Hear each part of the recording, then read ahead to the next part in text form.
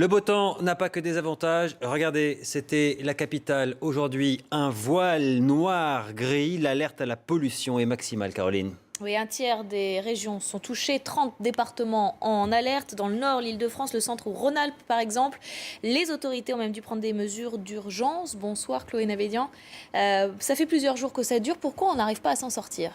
En fait, c'est à cause de l'anticyclone qui reste toujours bloqué sur l'Europe. C'est le cas déjà depuis une petite semaine. Mais pour bien comprendre ce qui se passe, voici déjà une petite carte pour bien montrer comment fonctionne donc l'anticyclone avec effectivement ce blocage donc, qui est irréalisé, notamment à cause des particules fines donc, qui sont dues aux voitures, à l'agriculture, aux usines, également au chauffage au bois. C'est pour ça qu'on recommande, même si le temps est un petit peu frais le soir, d'éviter de chauffer au bois. Et cette pollution remonte. Résultat, l'anticyclone crée une espèce de couvercle, un effet couvercle qui bloque l'air chaud et les particules au sol.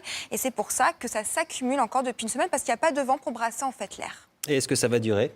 Alors, ça va s'arrêter enfin pour ce week-end. Encore demain, c'est un petit peu la journée qui va être encore sous le signe de la pollution. Près de 11 villes, effectivement, qui sont en alerte pour la pollution. Et puis, tout au long de ce week-end, eh bien, on a le temps qui va un petit peu évoluer. Donc, on voit bien effectivement cette carte qui montre la moitié nord vraiment concernée par ce pic de pollution. Et la suite, effectivement, est due notamment à cet anticyclone qui va se décaler vers l'Atlantique et qui va notamment apporter un nouveau flux, ce flux de secteur nord-ouest qui va enfin mener du vent et brasser l'atmosphère.